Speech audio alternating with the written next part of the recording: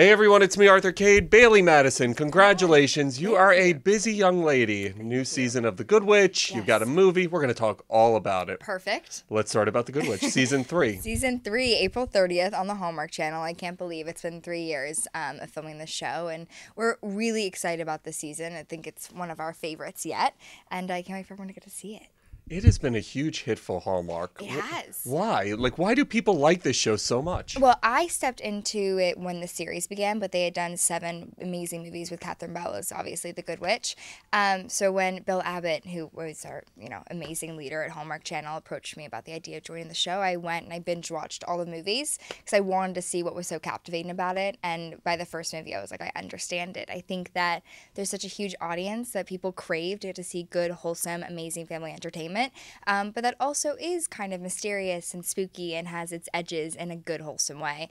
So I think that's why people love it. And we need more wholesome entertainment these days, don't we? It's so hard to find. It really is. When you look at a show like this and what it's doing for Hallmark, to be part of that, what does that mean to you as an artist? Oh, it means so much. My relationship with Hallmark Channel, they're family at this point. I did my first movie with them, I believe, when I was 11 years old, and really started working with them because from 11 on, it's been kind of a battle of trying to find scripts that represent who I am, who still push me and challenge me, but that don't kind of stray away from the morals and values that I have as a teenager kind of growing up in this business. So I'm so grateful and appreciative for them to be able to create these scripts and these storylines for me that do push me and understand that I'm an actress and growing, but that also can maintain who I'm trying to be and portray for the outside world.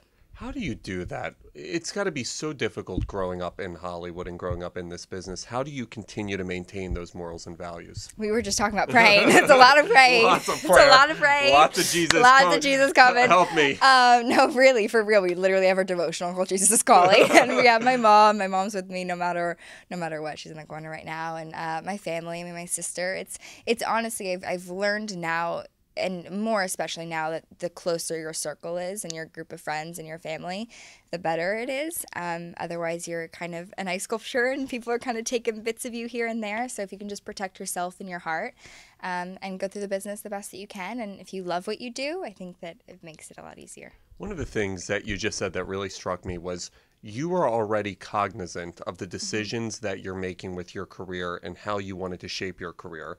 When does that switch click on where you say, okay, I need to be careful about what roles I pick, who I'm associated with? When does that happen? I think it happens the moment you start in the business. I think if you're trying to hopefully build a brand for yourself and a career that'll hopefully last for a long time as you grow up if you love it, I think the switch clicks when you're old enough to understand what you're actually doing. I think when I was younger, we were making these choices, but I had an amazing, my family around me to help guide me. And now it's at a point where, my mom trusts me to read the scripts first and then pass it on to her and then pass it on to my sister for us to get the whole approval. But it's becoming more of a challenge now because I am older, so I'm having to sort of make choices, but I humbly have no clue what I'm doing. I just read and pray and hope that it makes the most sense. But I definitely am aware of who I'm with and who I'm surrounded by. It's a new thing. How have you changed from that little 11-year-old who had her first project to now? Oh gosh, it's so funny. I've looked back. Bridge to Terabithia was my first movie, really, and I think I celebrated my 6th birthday almost on the set. Unbelievable. And I was in New Zealand for six months, I'd say, and we just celebrated our 10-year anniversary. And I was like, this is so crazy because it feels like it was yesterday, even though it wasn't. I feel like I've changed in the sense of appreciating life a lot more. I think I always did when I was younger, but my mom and I were talking the other day, and I was like, in 20 years from now, I feel like, people always ask you on the carpet, what's your goal? Is win an Oscar, do something. And that would always be amazing and wonderful, and I love that. But I think my goal when I wake up in the morning is just to try and be a better person and try and set a path to have a family when I'm older and be kind and raise nice kids who will then go and spread light into the world and make a difference. So I think that I'm a lot more cautious of the real world and just accepting the fact that this world is my real world, but there's a lot more real outside of it. Oh my God, thank God Hollywood hasn't gotten a hold of you yet. Thank God. You also have a movie, and I was reading that not only do you star in the movie, but you also produce the movie, which at your age is mind-blowing to me. Thank you. How does the term producer get attached to you? Like, how does that all come about?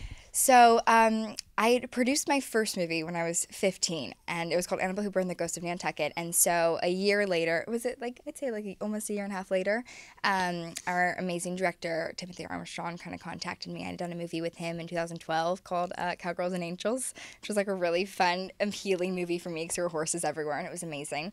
And he said, I know you're producing now. Would you have any interest in joining on, the board, reading the script and, being a part of it as an actress, but expanding, this role that you've been wanting to do?